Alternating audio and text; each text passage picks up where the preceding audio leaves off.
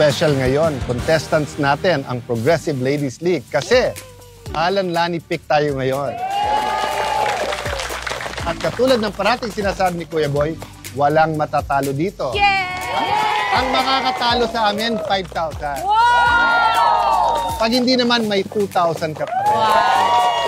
Walang talo. Yeah. Since 21 years tayo, 21 members ang contestants natin. Ng Progressive Ladies League of the Philippines. Oh, let's do it. Gig. Okay. Are we ready? Yay! Okay, ready? Alan Lani pick!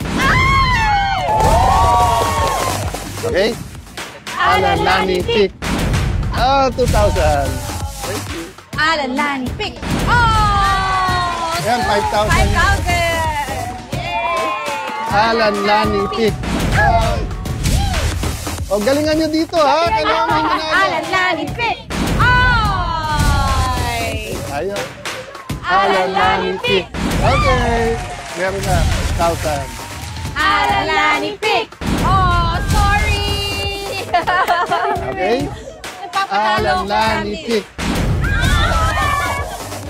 Alan Lani pick. Oh, yay! Ayaw. Alan Lani pick. Okay, game. Alan Lani pick. Oh, sorry. Okay. Alan Lani pick. Alan Lani pick. Yay! Congratulations. Alan Lani pick. Alright, ready? Alan Lani pick. Ano po yun? Screwdriver. Ulit. Again. Alan Lani pick. Okay. Ayan. Nakuha sa rewind. Nakuha sa ganun. Alan Lani pick. Okay, game. Alan Lani pick. Oh, sorry. Alan Lani pick. Alan Lani pick. Patagalan kami sa bato, eh. Alan Lani pick. Oh, congratulations. Okay. Alan Lani pick. Okay. Alan Lani pick. Sorry, nanay. Sorry. Thank you, everyone.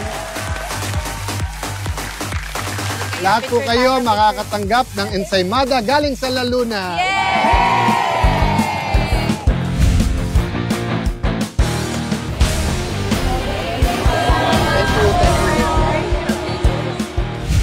Ito ang parte ng show na gustong-gusto ko po kasi nakakapagbigay po kami ng tinatawag namin takeaway or insights o yung mas malalim na pananaw sa atin na pag-usapan. So katulad nung sa amin ni Lani, kung magiging legalistic kami, di ba? Alam niya na si Tatay Rene ay abogado, si Ate abogado, nagtrabaho siya sa Senado bilang mayor, panay batas, but in the end, it's about relationship. Relationship sa Panginoon, relationship namin dalawa, relationship namin sa iba, katulad sa aming Progressive Ladies League at sa aming mga kaibigan, katulad kay Ading at kay George. No? So, yun yung insights ko po sa inyo. Ang batas, nandyan yan para protektahan ng lipunan, protektahan ng inyong pamilya, pero ang importante po, yung relationship. Mula kay Lani at sa akin, ang buong pusong pagpapasalamat. Una sa Diyos, pangalawa sa lahat ng nagmamahal sa amin at sa inyo na aming audience, ang aming pamilya sa CIUPA. As I said, batas is important, pero mas importante yung relationship. Ako ang gusto kong puntahan ay yung pag-uusap namin ni Gerald at ni Kim Molina. May mga ilang bagay na tumatak sa aking puso.